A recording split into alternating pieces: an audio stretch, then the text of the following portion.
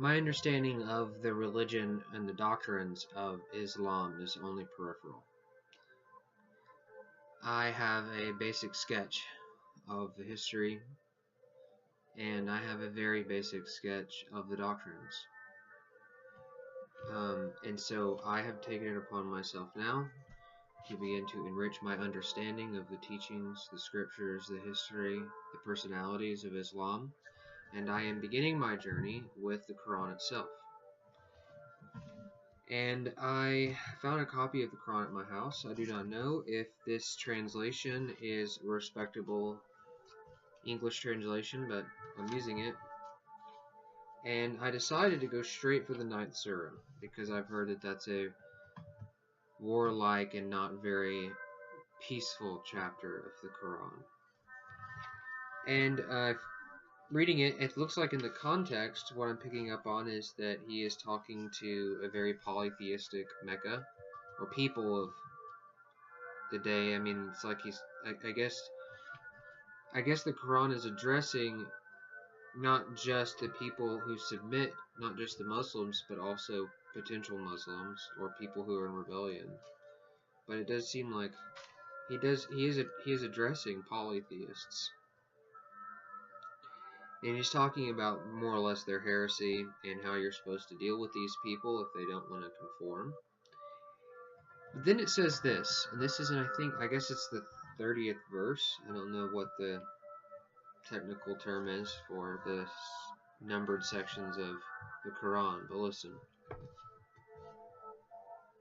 The Jews say, Ezra is a son of God.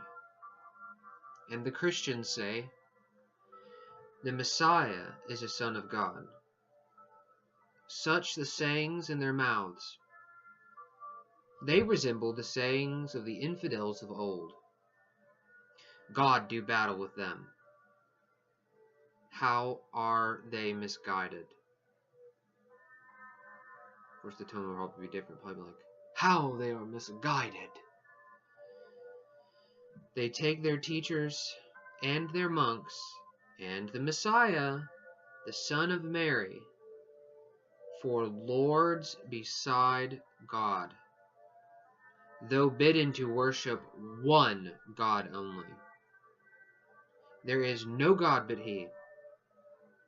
Far from His glory be what they associate with Him. So this is the very first thing that stands out to me. I mean, there were some commands to, punish people who don't want to play ball with their way of doing things. So he's already telling these pagans, you can't take no for an answer. But now he's talking about what the Jews and what the Christians teach. And what stands out to me about this is that supposedly the Quran, and I mean this is an English translation, so it may botch the Arabic a little bit. But if the Quran is a perfect book of the words, the thoughts, that it's a physical manifestation of a divine reality, then why does it misrepresent Christianity? Because it says in the chapter that I just read, that it says that the Christians say that the Messiah is a son of God. A son of God? That's not quite right. You see, the Jesus that I read about in the Bible and that I've been taught is God. And then it goes on to say that they elevate him to the status of lords. No, we don't elevate him to just the status of a mere lord. He's not just a landowner. Jesus Christ is God. In John's Gospel, he says he's arguing with the Jews. And he was a Jew, of course. Everybody knows this. Okay, whatever. He's arguing with these Jews. And he says, Abraham saw my day and he was glad. And they said, you're not even 50 years old and you say you've met Abraham? And Jesus says, he says, truly, truly I say to you, before Abraham was born, I am. I am is the name that God gave to Moses when Moses asked who he should say sent him. So you've got Jesus right here saying I am. He's saying I'm Yahweh. He's saying I am God. John, that's a big thing in John. And there's other passages that do the same thing. They talk about Jesus not just being a son of God, the Son of God. And the only reason why Christians can become sons of God is because his righteousness is imparted to us. We become receivers of his inheritance. This is what the true Son of God, the only perfect person to have ever lived. The reward that he deserves, because ours.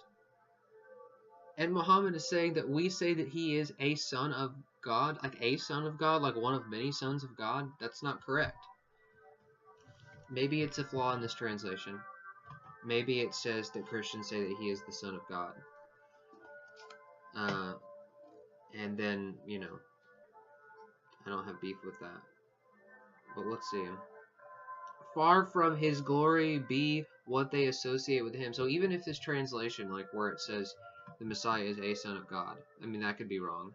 But right here, he says, far from his glory be what they associate with him. Paul says in Colossians that he is the exact imprint of the image of God. If you want to know what God looks like, you look at Jesus. And Jesus says in John's gospel also that you can't even know God unless you know me. And you can't know me unless you know God.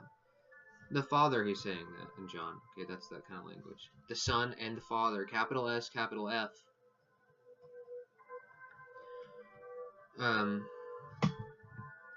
So if this is a divine book, if this is the truth, why does it lie?